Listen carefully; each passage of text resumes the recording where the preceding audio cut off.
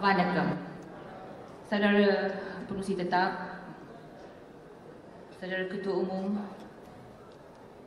yang dikasihi Presiden, Badan Presiden dan seluruh pimpinan, para perwakilan dan para pemerhati, Alhamdulillah, saya bersyukur dan berasa lega kerana pemilihan ini berakhir juga.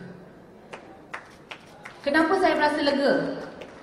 Kerana sepanjang proses yang mengambil masa lebih kurang 3 bulan, kita agak tersekat daripada meneruskan kerja-kerja parti. Saya rasa lega kerana selepas ini kita boleh tumpukan kepada core business kita, iaitu lawan UMNO Barisan Nasional dan bagi tumbang UMNO Barisan Nasional. Ya saudara-saudara, sistem pemilihan yang kita lalui yang memberi peluang kita kepada satu anggota satu undi banyak membawa pelbagai perasaan. Ada yang terluka, ada yang gembira dan berbagai. Akan tetapi, elok kita lihat dari perspektif sistem dan proses. Saudara-saudara, sistem satu anggota satu undi ialah satu sistem yang menyuburkan demokrasi. Ianya memberi hak kepada semua di antara kita, tak kira apa pun jawatan dalam parti. Proses tidak ada persiapan yang macam mana yang mampu menyiapkan kita untuk berhadapan dengan segala bentuk logistik dan proses yang begitu complicated. Maka saudara-saudara, kalau kita diberi peluang, saya katakan di sini bahawa sistem ini adalah sistem yang tercantik di dunia. Tidak ada parti politik di Malaysia yang berani untuk laksanakan ini. Maka kita harus kekalkan sistem direct election, direct voting ini. Dan kita akan terus pertahankan sistem demokrasi ini. Namun, proses itu, proses yang kita lalui, kita tidak nafikan ada kelemahan. Di sinilah tanggungjawab kita. Kalau salah atau lemah prosesnya, kita tidak tolak konsepnya, kita tidak tolak sistemnya. Kita hanya perbaiki, kita reform dan kita tambah baikkan prosesnya. Itulah yang harus kita lakukan, tuan-tuan dan puan-puan. Dan insya-Allah kita komited untuk memastikan bahawa proses itu ada penambahbaikan dan kita perbaiki as we go along, insya-Allah. Tuan-tuan dan puan-puan, saya insaf juga. Saya insaf di atas harapan yang menggunung tinggi. Bertubi-tubi message, pesanan yang saya terima mengatakan bagaimana mereka meletakkan harapan di atas pimpinan yang baru dipilih ini. Saya tersentuh bagaimana ramainya pemimpin di akar undi yang berkempen tanpa dipinta, tanpa disuruh.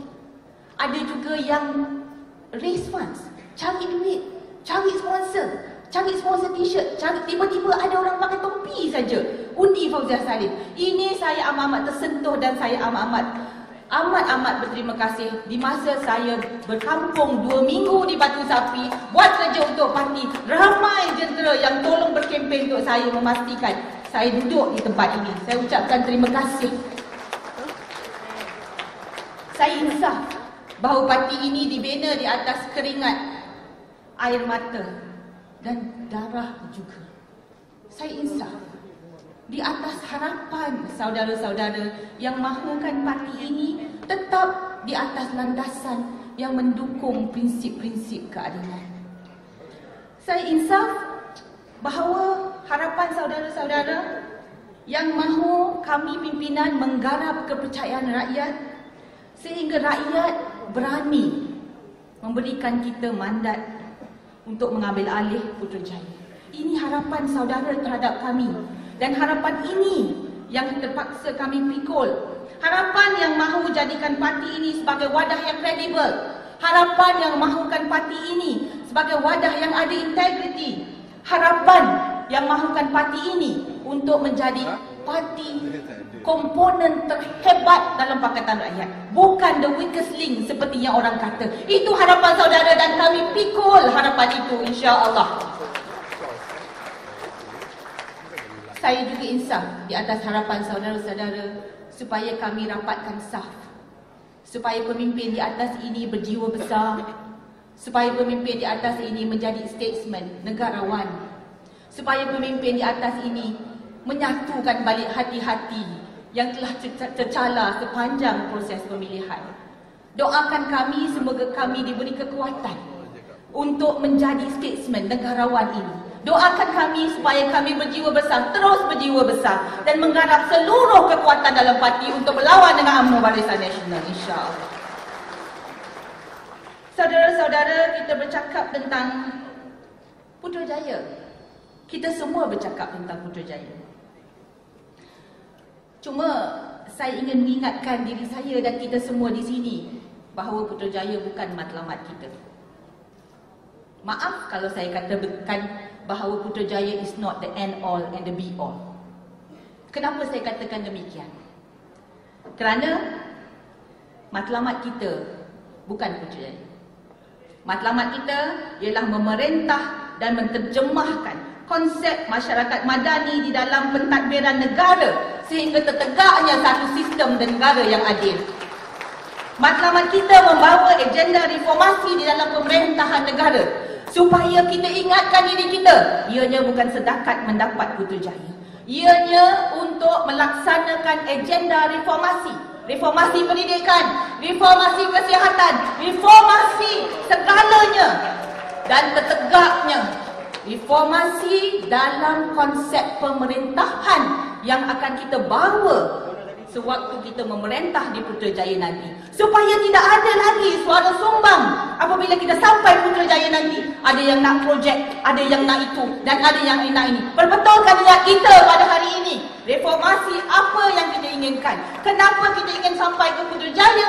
Kerana kita ingin membawa agenda reformasi sebenar. Semoga Allah SWT memberikan kita kekuatan apabila kita sampai ke sana nanti untuk melaksanakan agenda reformasi, mempertabatkan rakyat seperti apa yang rakyat inginkan untuk kita lakukan, insya-Allah. Yang berhormat, 1 minit lagi. Terima kasih. Saya juga ingatkan diri kami, diri saya dan semua pimpinan di sini berkenaan dengan amanah. Amanah di mana Datuk Seri Presiden mengatakan, menyebut di dalam ucapan dasarnya, Mahatma Gandhi mengatakan, you must be the change you want to see in the world. Maksud be the change ialah lead by example, walk the talk, cakap serupa bikin. Quran juga mengingatkan, ya ayyuhallazina amanu lima taquluna ma la taf'alun. Wahai kamu orang-orang beriman, kenapa kamu katakan apa yang kamu tidak lakukan? Semoga amanah ini mengingatkan kita, diri saya dan semua, di atas amanah yang diletak di atas bahu masing-masing. Walk the talk, buat seperti yang kita cakap, bukan jangan cakap tak serupa bikin. Semoga kita diberi kekuatan untuk melaksanakan prinsip pencerahan politik. Semoga kita diberi kekuatan untuk melaksanakan matlamat tidak menghalalkan cara.